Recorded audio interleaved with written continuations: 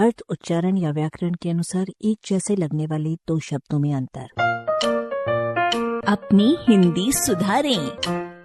चिंता और चिंतन, इन शब्दों के एक जैसे अर्थ कोशों में सोच और विचार मिलेंगे, लेकिन इन अर्थों को हमें बचकाना मानना चाहिए। चिंता दुखद विचार है। चिंतन किसी वस्तु या व्यक्ति के बारे में बार बार किया जाने वाला विचार है। चिंतन का जोड़ीदार शब्द मनन है, जो किसी बात को अच्छी तरह समझने के लिए किया गया गहन विचार है। चिंताकुल, चिंताजनक, चिंतातुर, चिंतामग्न, चिंतायुक्त, चिंतित के अर्थों में कृष्ण पक्ष की ओर झुकाव से ये तथ्य पूरी तरह सामने आ जाता है कि चिंता अच्छी नहीं होती, जबकि चिंतन थोड़ी अच्छी चीज है। चिंतनीय और चिंत्य को मिलाइए। सामान्यतः चिंतनीय वो है जिसका चिंतन किया जा सके, और चिंत्य वह है जो चिंता करने योग्य हो। चिंतक के बारे में आपका क्या ख्याल है? वो चिंतन करने वाला होता है या चिंता करने वाला?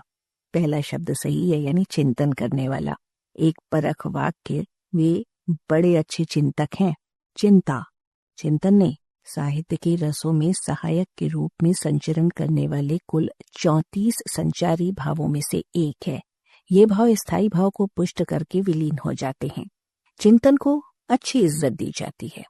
इस नाम से आकाशवाणी के अनेक केंद्रों में नित्य प्रातः एक ज्ञानपूर्ण लघु आलेख के वाचन का कार्यक्रम प्रसारित होता है।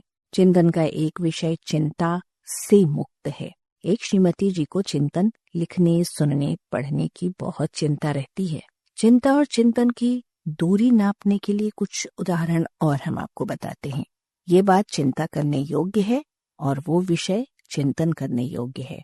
पहला व्यक्ति ईश्वर के चिंतन में लीन है और दूसरा व्यक्ति ईश्वर की चिंता में।